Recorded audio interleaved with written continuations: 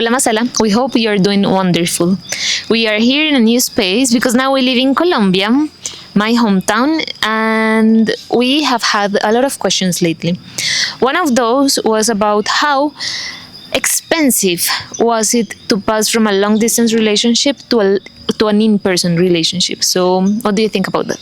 Yes, I think when we talk about long distance relationships, it's definitely expensive. There's like no other word to explain it better than that. It's just expensive. So, to give you a little context, we are an Indian and a Colombian couple. So we met in the US while we were studying in a scholarship program.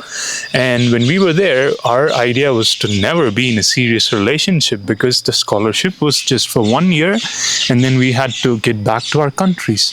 So, but things happen and Love happens. absolutely.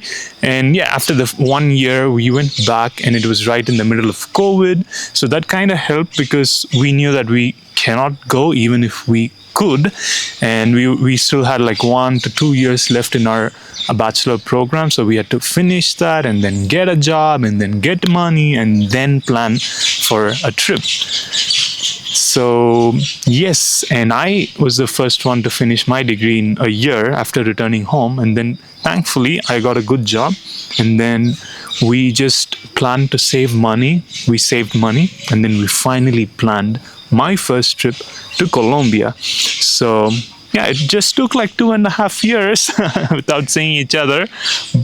And now the way that I said it maybe makes it sound easy, but it definitely wasn't. Mm-hmm. Yeah. And how were your feelings and what was going on in your mind in those 2.5 years?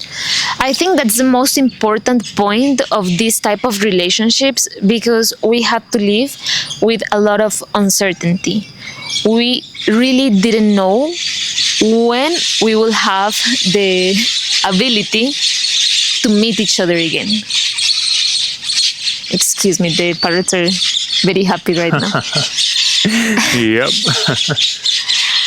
So, of course, once you have that feeling that you don't really know when you are going to see again that person you love, it can be very overwhelming. It can be devastating at points because it feels so far away and it seems impossible in one way or another. For us, we were students. After that, you finished your job, but you were unemployed for some time. I still didn't have any job, and you don't really know what's going to happen. That kind of destroys you a little bit because you want to be close to each other. You really want to make it work, but sometimes it just doesn't happen. And of course, I think that's where your character comes and develops. And you have to show your true love colors because you have to show how strong you are in your decision. Absolutely. It's definitely hard, and yeah, you can have all the love in the world for each other, but at the end of the day, if you don't get a good job, if you don't earn enough money, and if you definitely don't know how to save and plan for a trip, it's going to be just impossible.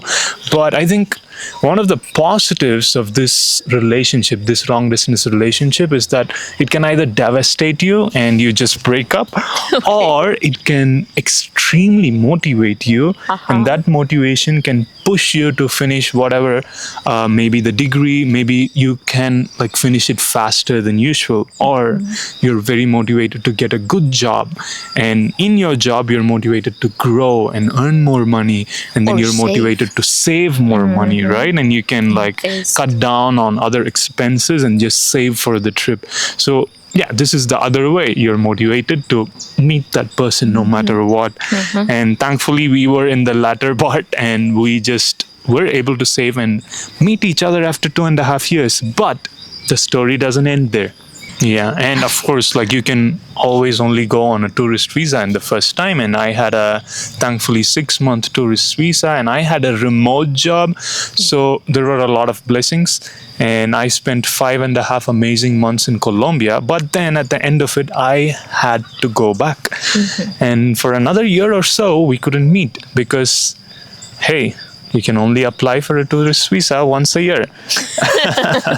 At least to this country, while being from India.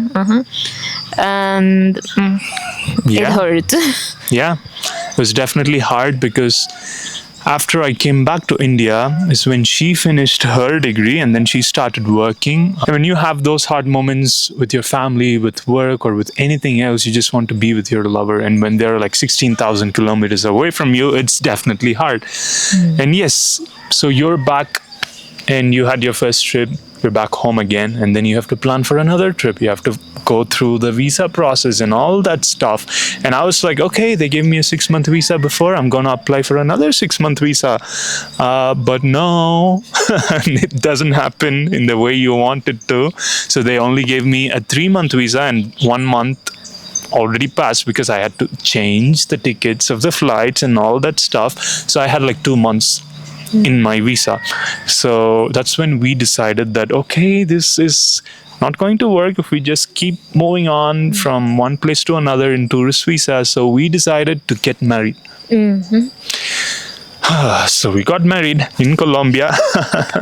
And when you get married, when you have that marriage certificate, a long distance relationship becomes so much easier because that marriage certificate makes the visa processes super easy. And Luisa was able to, in just a single month, get a 5-year Indian visa.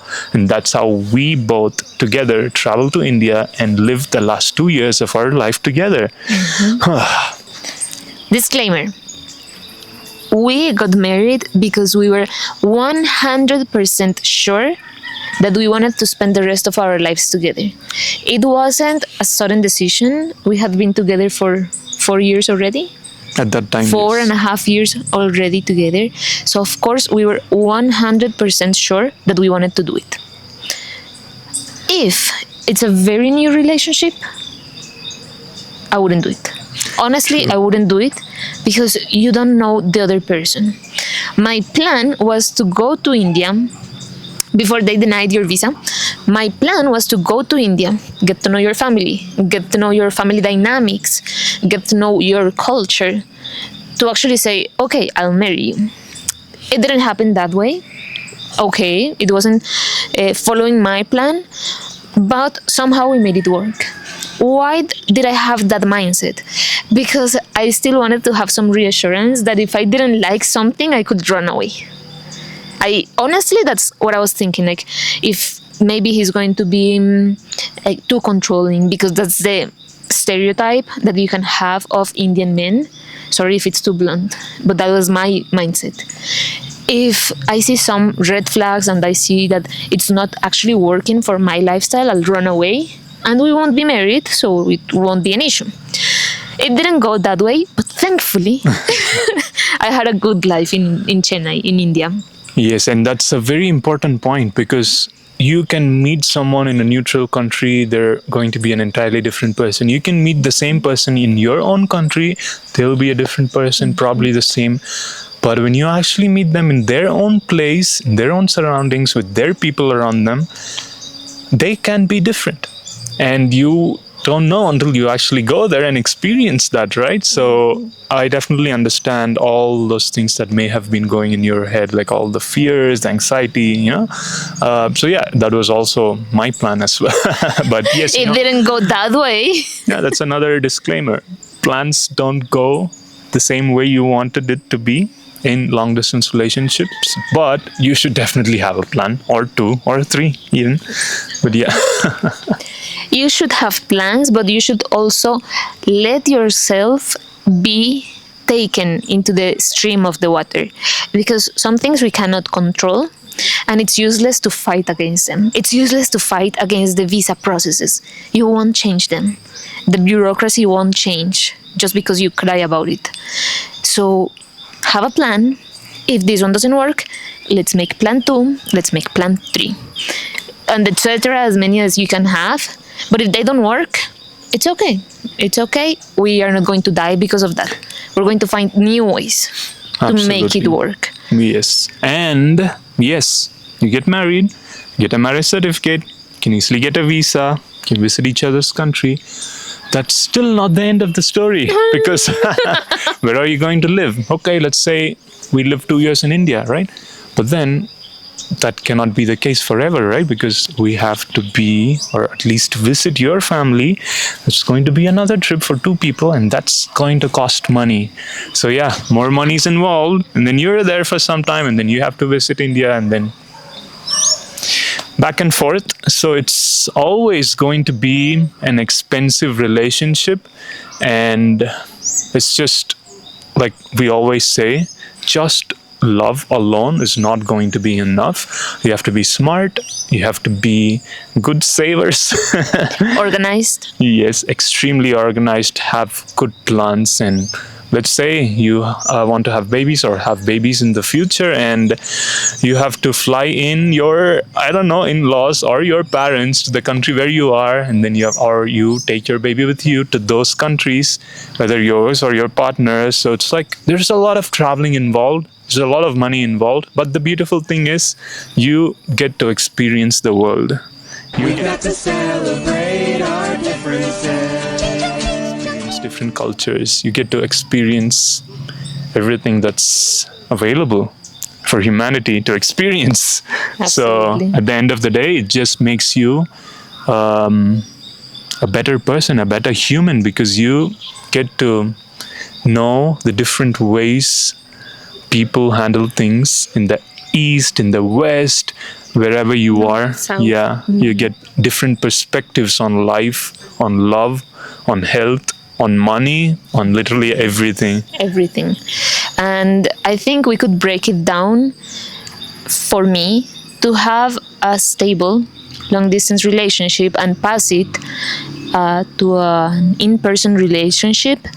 I will make sure first to have clarity on where we are going, what are our goals, and even if our surrounding in the moment is not the ideal one, for example, like when you don't have a job or what other similar examples, you still have to have clarity.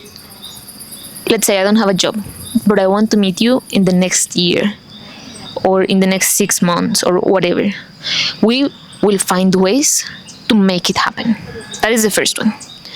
The second one is to have an action plan, because if you don't have a job and your partner is living across the ocean, you have to have your visa, your passport, your tickets, the clothes you're going to take, the baggage you're going to take. The person has to have a place to take you in, or if you're going both to a different country, you both have to find the way to do it. And the third one, maybe to have hope, because it's very discouraging. It is very discouraging at times when you feel that maybe you'll never meet, but maybe you will. That's why you need hope. That's why you need the absolute and radical belief that you are meant for each other, and that in one way or another you are going to meet again. Absolutely. That's all I have to say. Yeah, and yes, and this is not just for couples from different countries. It can be for couples from the same country, visiting different cities, visiting different states, parts of the country even. All the same concepts apply. It just gets a little bit easier, but You never know. yeah, exactly. So yeah, that's all we wanted to talk about today, guys. And please let us know if you have any questions or comments, or if you're in a long distance relationship yourself, you can please share some tips that worked for you. And yes, we'll see you in the next video. Thank you guys. Bye bye. Nandri. Vanakkam. Vanakkam.